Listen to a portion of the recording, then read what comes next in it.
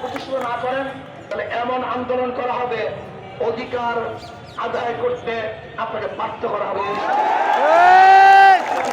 আমরা সবাই আন্দোলন করব, সুশৃঙ্খল আন্দোলন করব, ন্যায্য দাবি নিয়ে আন্দোলন করব, অসুস্থিকার করব না।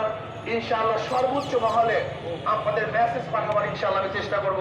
আল্লাহ আমাকে এবং আমাদের সবাইকে বৈষম্য দূর করে প্রত্যেকটা মানুষের অধিকার বাস্তবায়ন করার তৌফিক দান করেন। আমিন। আবারও দেখা হবে, আবারও দেখা হবে ইনশাআল্লাহ। আসসালামু আলাইকুম।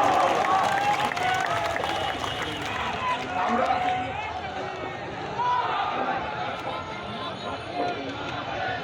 সম্মানিত সহকর্মীবৃন্দ, যারা ধৈর্য সহকারে এখানে উপস্থিত হয়ে আমাদের মুফতি রেজাউল করিম চরমুনার পীর সাহেবের বক্তব্য শুনেছেন এবং ওনার সহযোগিতা এবং ওনার যে চেষ্টা অব্যাহত রাখবেন বলে আমাদেরকে অঙ্গীকার করে গেছেন, আমরা বিশ্বাস করি ইনশাআল্লাহ যে উনি ওনার প্রচেষ্টার মাধ্যমে আমাদের দাবি সর্বোচ্চ শিখরে পৌঁছাতে সক্ষম।